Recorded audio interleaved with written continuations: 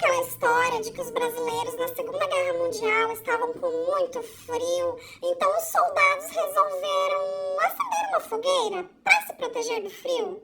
Pois então, sinto muito lhe informar, mas essa história provavelmente é um mito. A história é a seguinte: estava muito frio, Segunda Guerra Mundial, os brasileiros pensaram que seria uma boa ideia acender uma fogueira. Certo? Péssima ideia, né? Ok. Então, os alemães, ao ver a fogueira, pensaram que era uma armadilha, porque ninguém seria idiota o suficiente, muito burro, para acender uma fogueira que iria mostrar a localização deles, né? E por conta disso, os alemães não atacaram os brasileiros, que não morreram de frio e nem na batalha. Mas os oficiais teriam por obrigação cuidar de todos os detalhes para que nenhum deslize desse acontecesse. Nem bitucas acesas eram permitidos, fumar ou algo que poderia ter alguma luminosidade. Quem dirá uma fogueira, né?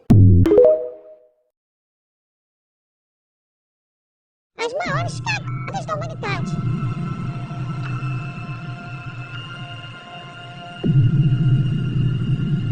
O cara que poderia ter evitado a Segunda Guerra Mundial foi um dedo. Em 1918, durante a Primeira Guerra, um soldado britânico chamado Henry Tenden estava numa trincheira após um longo dia de combate contra alemães. Ele viu a silhueta de um homem vindo em sua direção. Devido à neblina, Tenden não sabia se era aliado ou inimigo. Então manteve o homem em sua mira. Os dois ficaram frente a frente, e Henry viu um soldado alemão ferido e desarmado. Então abaixou sua arma e sinalizou com a cabeça para que o alemão fugisse. O soldado culpado era Adolf Hitler. O evento marcou tanto sua vida que ele comprou um quadro com a imagem de Tenden. E no encontro com o então primeiro-ministro britânico Chamberlain, disse: "Este homem chegou tão perto de tirar minha vida que eu achei que nunca mais veria a Alemanha." Tenden foi entrevistado por um jornalista durante a guerra e afirmou: "Quando vi todas as vidas que ele tiraria, pedi perdão a Deus por deixá-lo fugir." Para mais investigações, segue aí.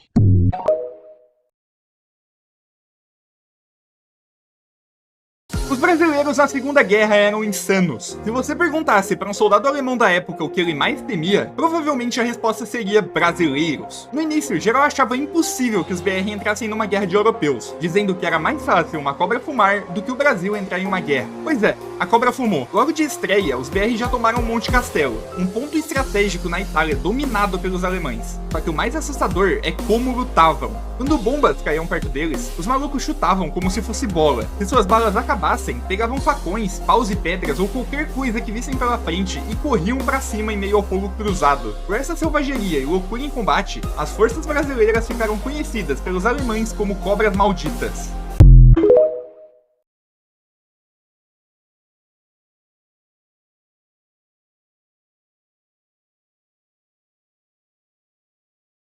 Os italianos amam o Brasil. Recentemente eu assisti um vídeo falando sobre como os italianos amam o Brasil. E isso é dedicado a várias partes, né? Que tem a proximidade linguística. A gente tem uma colônia muito forte da Itália aqui no Brasil. Mas eu quero lembrar aqui um fato bem especial que faz com que os italianos gostem bastante do brasileiro. Ainda mais especificamente em alguns vilarejos e cidades italianas que foram libertadas por brasileiros. Isso porque na época da Segunda Guerra Mundial, quando a Itália estava sob ocupação da Alemanha, ela precisava de auxílio das tropas aliadas. E um dos aliados que foram lá e ajudaram a libertação dos italianos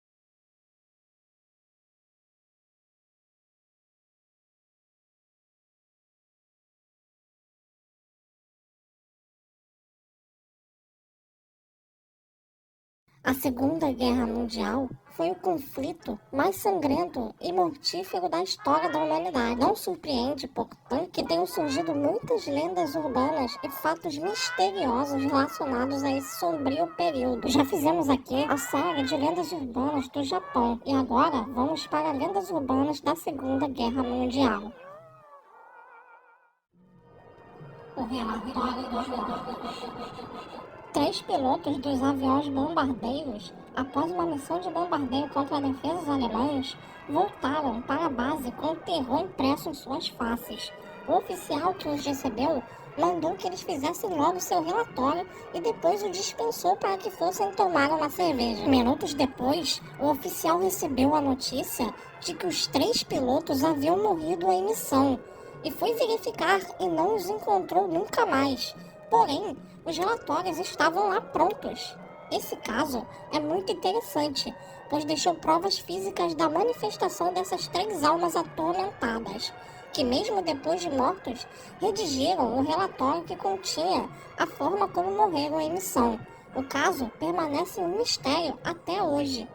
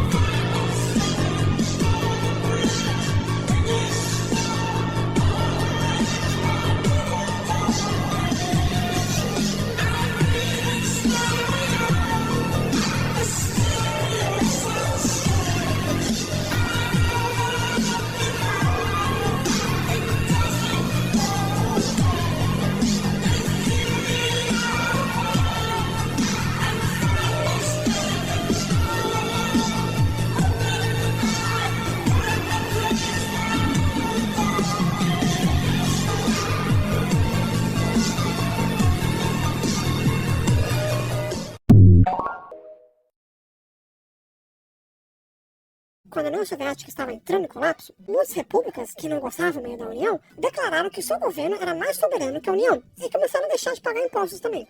Países também, que faziam parte do Pacto de Varsóvia, foram saindo e teve a queda do Muro de Berlim, que trouxe mais uma vez a Alemanha unificada. A primeira vez, desde o final da Segunda Guerra Mundial, que a Alemanha e a União Soviética existiam no mesmo mapa. Mas isso foi só por um ano. Em março de 1990, a Lituânia foi a primeira a declarar saída da União Soviética. E também o fim do Pacto de Varsóvia. Aí esse cara...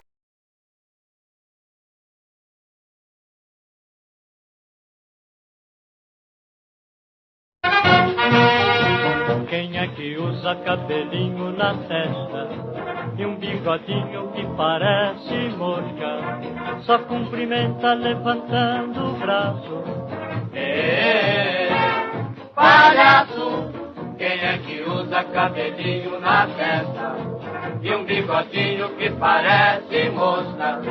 Só cumprimenta levantando o braço. Palhaço! Quem tem o G que representa a glória, quem tem o V que ficará na história, com seu sorriso que nos dá prazer. Vitória! Quem é que usa cabelinho na testa e um bigodinho que parece mosca? Só cumprimenta levantando o braço. Palhaço! Quem é que usa cabelinho na testa e um bigodinho que parece mosca? Só cumprimenta levantando o braço. Palhaço! Quem tem o G que representa a glória, quem tem o V que ficará na história, com seu sorriso que nos dá prazer. Vitória!